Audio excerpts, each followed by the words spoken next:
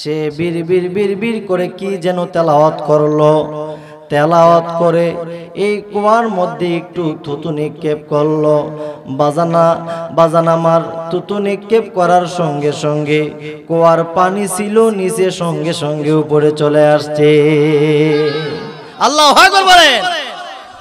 আল্লাহর ওলি সুলাইমান জাজুরি ডাক কই ভক্তরা এবার পানি খাও।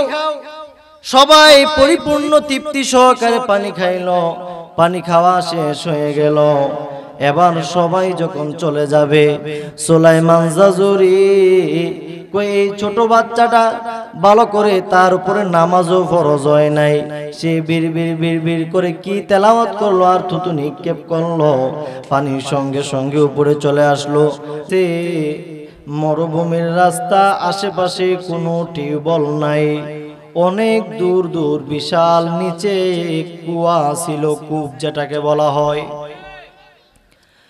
আল্লাহর ওলির ভক্ত মুরিদানেরা ডাক দেয়া কই হুজুর, এই মরুভূমির তাপের কারণে, তাপমাত্রার কারণে আমাদের পানির তৃষ্ণা লাগছে। হুজুর গো, আমাদের জন্য একটু পানির ব্যবস্থা করে দেন, আমরা একটু পানি খাইতে চাই। আর যদি পানির ব্যবস্থা না করতে পারেন আমরা কলিজা ফাইটা মারা যাব। বিশাল মরুভূমির রাস্তা, বিশাল মরুভূমির রাস্তা, আশেপাশে কোনো কূপ দেখা যায় না, কুয়া দেখা যায় না। বাজান আমার একজন ডাক দেখো হুজুর, মনে হয় ওইখানে ওই বাড়ির কাছে গেলে একটা কুয়া পাওয়া যাইতে পারে। আল্লাহর ওলি সুলাইমান জাজুরি উনি ভক্ত মুরিদানদেরকে নিয়ে যখন ওই কুয়ার কাছে চলে গেলেন, কুয়ার কাছে যায়া দেখতেছে কূপ আছে কিন্তু কূপের মধ্যে পানি নাই, পানিটা বাজান অনেক নিচের মধ্যে পানি দেখা যায়। ভক্ত মুরিদানরা কই হুজুর আমাদের পানির তৃষ্ণা, কিন্তু হুজুর পানি না দেখার সময় আমাদের পানির তৃষ্ণাটা কম ছিল, কিন্তু এখন আমরা পানির তৃষ্ণা দেখার কারণে হুজুর আমাদের পানির তৃষ্ণা আরো বেড়ে গেছে। আল্লাহর ওলি সুলাইমান জাজুরি ডাক দেখো, হে ভক্ত মুরিদানেরা, এই গভীর কূপ থেকে যদি পানি তুলতে চাই তাহলে পানির মশকের দরকার, পানির সরঞ্জাম ছাড়া তো এখান থেকে নিচ থেকে পানি তোলা যাবে না। ইন দি মেন টাইমে তাকায়া দেখতেছে একটা ছোট কন্যা সন্তান, ছোট একটা মেয়ে বাচ্চা আসতেছে। ডাক দেখো হুজুর কি সমস্যা আমাকে একটু বলতে পারেন? আল্লাহর ওলি সুলাইমান জাজুরি কই এই বাচ্চাকে বলে কি লাভ হবে? বলে হুজুর আমাকে একটু বলেন। বলে এই কুয়ার নিচে, এই কুয়ার গভীরে পানি, আমরা পানি তুলবো, আহার করব কিভাবে? আমাদের কাছে তো পানির মশক নাই। এই ছোট বাচ্চাটা ডাক দেখো হুজুর, এই পানিটা আমি আপনাদেরকে তুলে দিতে পারবো। আল্লাহর ওলি সুলাইমান জাজুরি ডাক দেখো, মা কিভাবে তুলবা? পানির মশক আসেনি। আল্লাহু আকবার বলেন। পানির মশক আসেনি? হুজুর আছে। এই ছোট কন্যা বাচ্চাটা যখন বাজান আমার পানির কাছে গেল, কুয়ার কাছে গেল, সে বিড় করে কি যেন তেলাওয়াত করলো। তেলাওয়াত করে এই কুয়ার মধ্যে একটু থুতু নিক্ষেপ করলো। বাজান আমার থুতু নিক্ষেপ করার সঙ্গে সঙ্গে কুয়ার পানি ছিল নিচে সঙ্গে সঙ্গে উপরে চলে আসছে। আল্লাহু আকবার বলেন। আল্লাহর ওলি সুলাইমান জাজুরি ডাক দেখো, ভক্তরা এবার পানি খাও। সবাই পরিপূর্ণ তৃপ্তি সহকারে পানি খাইলো। পানি খাওয়া শেষ হয়ে গেল। এবার সবাই যখন চলে যাবে, সুলাইমান জাজুরি কই এই ছোট বাচ্চাটা ভালো করে তার উপরে নামাজও ফরজ হয় নাই, সে বিড় করে কি তেলাওয়াত করলো আর থুতু নিক্ষেপ করলো, পানির সঙ্গে সঙ্গে উপরে চলে আসলো। না না না, এই মেয়েটা কোনো সাধারণ মেয়ে না, আসলে অসাধারণ। এই মেয়েটাকে আবার তোমরা খুঁজে তালাশ করে আমার সামনে নিয়ে আসো। আল্লাহর ওলি সুলাইমান জাজুরি এই কন্যা মেয়ে সন্তানটা যখন ওনার সামনে আসলো, আল্লাহর ওলি ডাক দেয়া কই মাগো মা, ও মা তুমি কি তেলাওয়াত করলা আর নিচে পানি থুতু নিক্ষেপ করলা? সঙ্গে সঙ্গে নিচের পানিগুলা উপরে চলে আসছে। মা এর হাকিকতটা আমার কাছে একটু বলে দাও।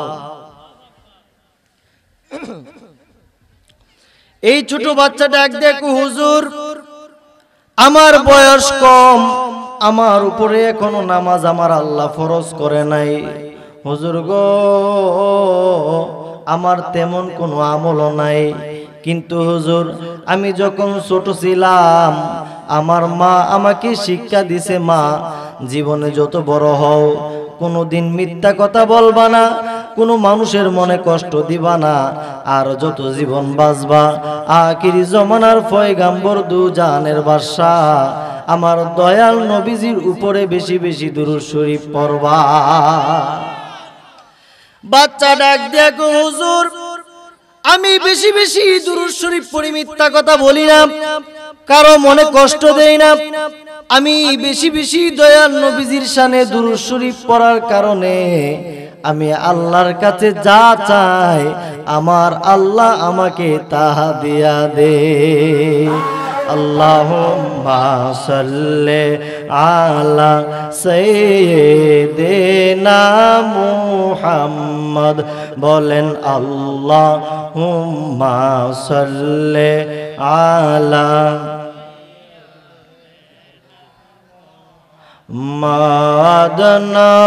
মাদনবিয়ানা মাওলানা। ইচ্ছা করলে দয়াল নবী শুইতে পারতে নার, সে বলেন ইচ্ছা করলে দয়াল নবী শুইতে, সে হায় হায় উম্মতের মায়াই নবী শুয়ে আছেন মদিনায়। আল্লাহুম্মা সাল্লি আলা। বাজান আমার কথার দিকে একটু মনোযোগ। আমার দয়াল নবীজিকে নিজের জানের চাইতে বেশি ভালোবাসতে হবে, কথা কোন ঠিক না ঠিক? আজকে বাজান দুঃখ হয়, টুপি আছে, পাগড়ি পাঞ্জাবি সব আছে, কিন্তু আমার দয়াল নবীজিকে বলে আমাদের মতন মানুষ, কথা কোন ঠিক না ঠিক? বাজান ও গত কিছুদিন আগে একজন ইসলামিক স্কলারের আলোচনা শুনলাম, যার আলোচনা শোনার জন্য লক্ষ লক্ষ মানুষ জমায়েত হয়, কিন্তু এতে আমাদের হিংসা নাই। কিন্তু কোন মুসলমান যদি আমার দয়াল নবীজির শানে যারা পরিমাণ বেয়াদবি করে, আমরা সুন্নি জামাত, আমরা সুন্নি মুসলমান এটা বরদাস্ত করতে পারি না, কথা কোন ঠিক না বেঠি? আমার দয়াল নবীজিকে ইংলিশে বলল আমার দয়াল নবীজি নাকি কাউবয় ছিলেন, অর্থাৎ আমার দয়াল নবীজি নাকি গরুর রাখাল ছিলেন, বলি নাউযুবিল্লাহ। বাজানো আমার দয়াল নবীজিকে কি কাউবয় বলা যাবে কিনা, এই সম্পর্কে আমার আল্লাহ পবিত্র কালামুল্লাহ শরীফে একটি আয়াতে কারিমা নাজিল করলেন। আমার আল্লাহ বলেন, ইয়া আইয়ুহাল্লাযীনা আমানু লা তাকুলু রাইনা ওয়া কুলু যুরনা ওয়াসমাউ। আমার দয়াল নবী কামলাওয়ালা নবীজি আমার দয়াল নবীজিকে বাজান আমার সাহাবা একরাম আমার দয়াল নবীজিকে ডাক দিতেন রাইনা বলে। আমার কথার দিকে একটু গভীর মনোযোগ। সাহাবা একরাম আমার দয়াল নবীজিকে ডাক দিতেন রাইনা বলে। রাইনা শব্দের অর্থ হচ্ছে নবী গো আমাদের দিকে একটু তাকান। সুবহানাল্লাহ বলি। আরবি একটা সেন্টেন্সের অনেকগুলা অর্থ থাকে বাজান আমার, আর এই রর মধ্যে যদি এক আলিফ টান দিয়া বলা হয় রাইনা, তাহলে এর অর্থ দাঁড়ায় যে আমার দয়াল নবীজি রাখাল। নাউযুবিল্লাহ বলি। ওই ইহুদিরা আমার দয়াল নবীজিকে রাইনা বলে ডাক দিতেন, আর সাহাবারা আমার দয়াল নবীজিকে রাইনা বলে ডাক দিতেন। কিন্তু সাহাবা একরামদের উদ্দেশ্য ছিল ভালো, আর ইহুদিদের উদ্দেশ্য ছিল খারাপ। আমার দয়াল নবীজির শান মান, আমার দয়াল নবীজির সম্মানকে কিভাবে খাটো করা যায়। কথা কোন ঠিক না বেটি?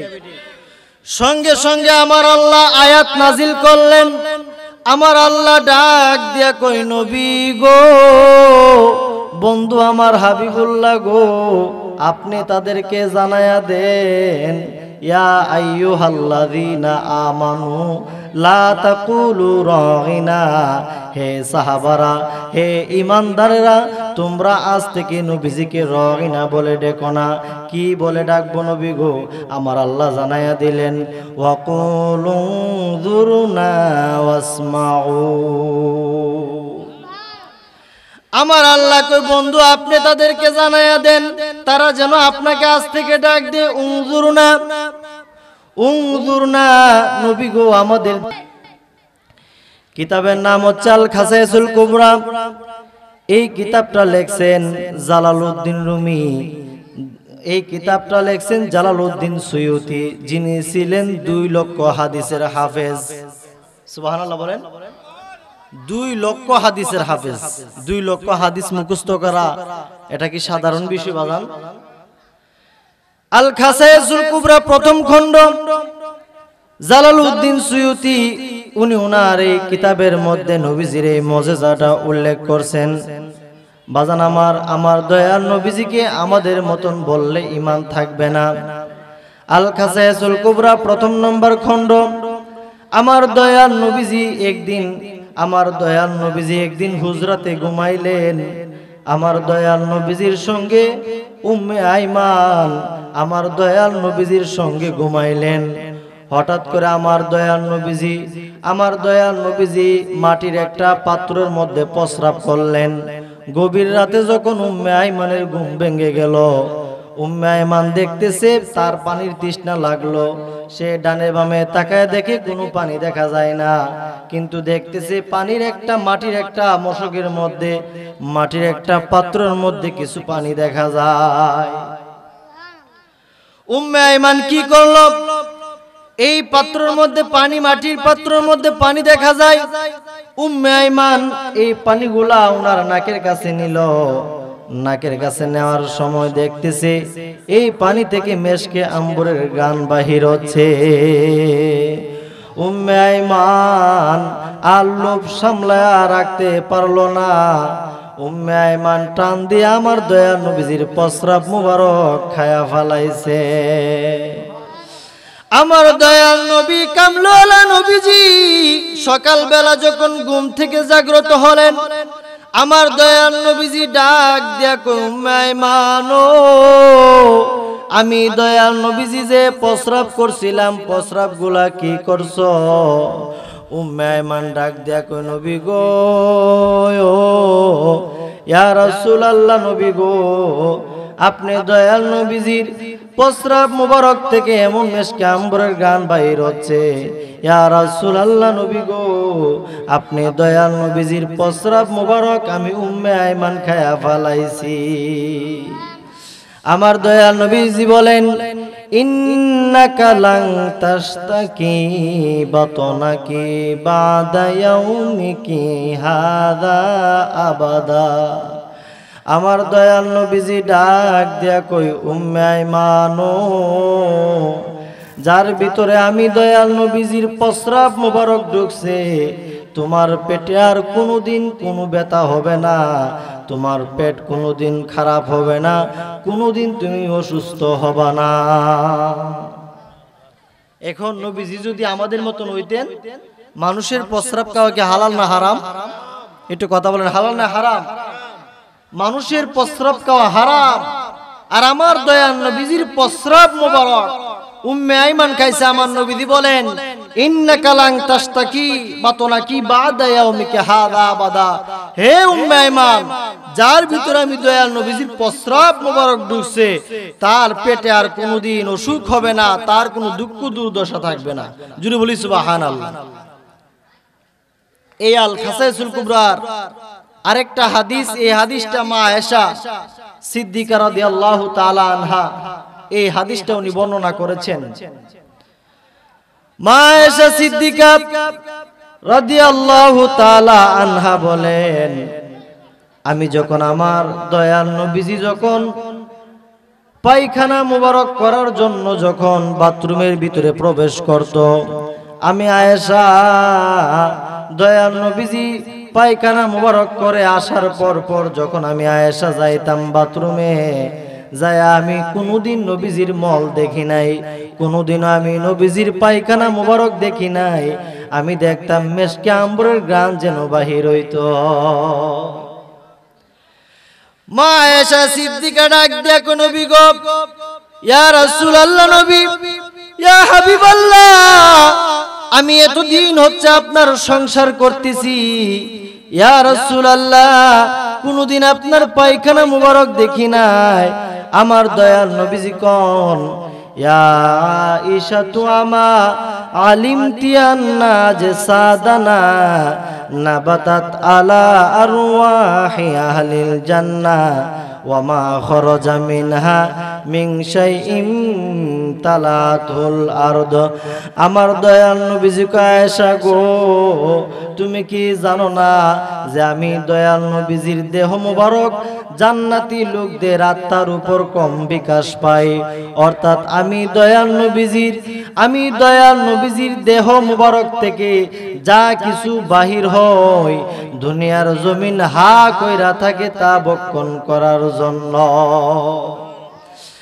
এমন একজন লাইলি আছে ববে, মজনু স্বয়ং পাক আল্লাহ, তোমরা কি তার নাম জানো না? মুহাম্মদ রাসূলুল্লাহ। তোমরা কি তার নাম জানো না? মুহাম্মদ রাসূলুল্লাহ। চিৎকার মেরে বলি সুবহানাল্লাহ। সবাই বলি, ও প্রিয় হাবিব, পাগলে রে রাখছো কেন দূরে? ও প্রিয় হাবিব, পাগলে রে রাখছো কেন? পাগল ছিল আসকরণী জুব্বা দিলা তারে, আমি পাগলা চাই না কিছু, চাই যে তোমারে। আল্লাহু আকবার বলি। পাগল ছিল আসকরণী জুব্বা দিলা তারে, আমি পাগলা চাই না কিছু, চাই যে তোমারে। প্রিয় হাবিব, পাগলে রে রাখছো কেন দূরে? ও প্রিয় হাবিব, পাগলে রে রাখছো কেন?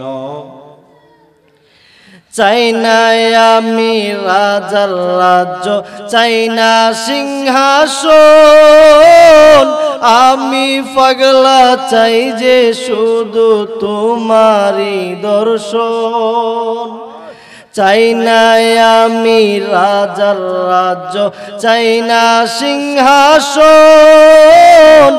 আমি পাগলা চাই যে শুধু তোমারই দর্শন। প্রিয় হাবিব, পাগলে রে রাখছো কেন দূরে? ও ও প্রিয় হাবিব পাগলে রে রাখছো কেন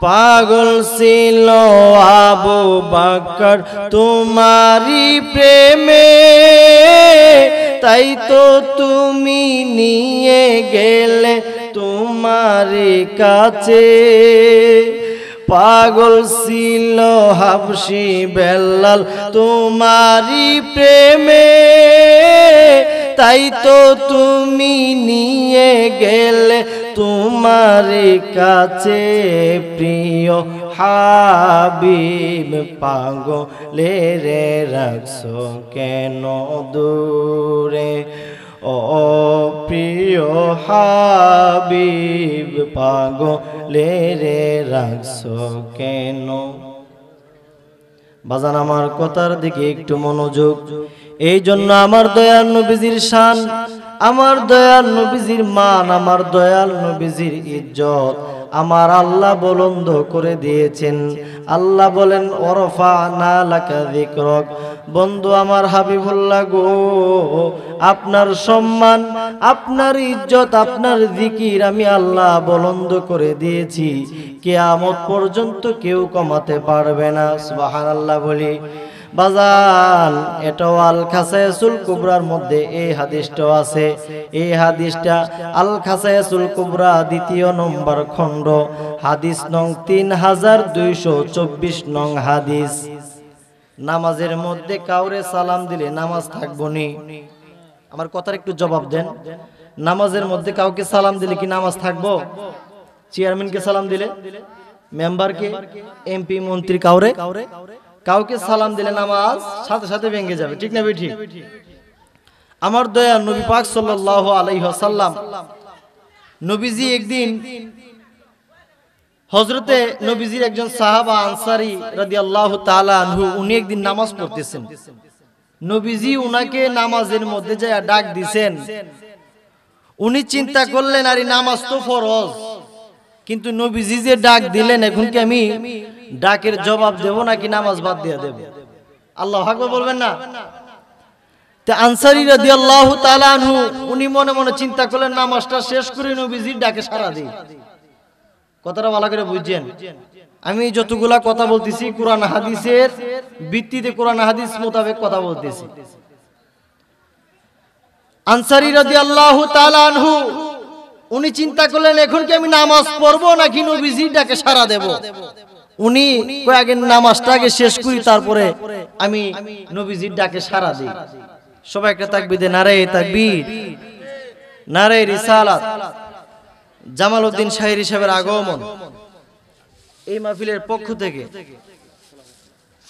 আমার ভাই চলে আসছেন আমি আর আলোচনা করব না আমার কথাটা শেষ করে দিতেছি যেহেতু ভাই চলে আসছেন আমার আলোচনা এখানে শেষ করে দেব ইনশাআল্লাহ আজিজ তে আনসারী রাদিয়াল্লাহু তাআলা আনহু উনি কই নবীজি যেহেতু আমাকে ডাক দিবেন আমি আগে কি করি আমার নামাজটা শেষ করি তারপরে নবীজির ডাকে সাড়া দিই তে উনি নামাজ শেষ করলেন তখন নবীজি খুব বেজার হইলেন নবীজি বললেন আমি আপনাকে ডাক দিলাম আপনি নামাজ ছাড়লেন না আমার ডাকে সাড়া দিলেন না আপনি কি এই আয়াত পড়ছেন না আল্লাহ যে কোরআনে বলছেন ইয়া আইয়ুহাল্লাযীনা আমানুস্তাজিবু লিল্লাহি ওয়ালির রাসূলি ইযা দাআকুম আল্লাহ বলেন হে ঈমানদারগণ নবীজি এবং আল্লাহর ডাকে আল্লাহ এবং আল্লাহর রাসূলের ডাকে তোমরা সাড়া দাও আল্লাহ আল্লাহর রাসূলের আগে তোমরা যাও না সুবহানাল্লাহ বলেন অর্থাৎ আমাদের নামাজ আমাদের রোজা আমাদের হজ আমাদের যাকাত আমাদের সমস্ত আমলকে যদি এক পাল্লার মধ্যে রাখা হয় আর আল্লাহর হাবিবের মুহাব্বতকে যদি এক পাল্লার মধ্যে রাখা হয় খোদা কি কসম আল্লাহর হাবিবের মুহাব্বতের পাল্লা ভারী হয়ে যাবে দুই হাত তুলে বলেন ঠিক না বেঠিক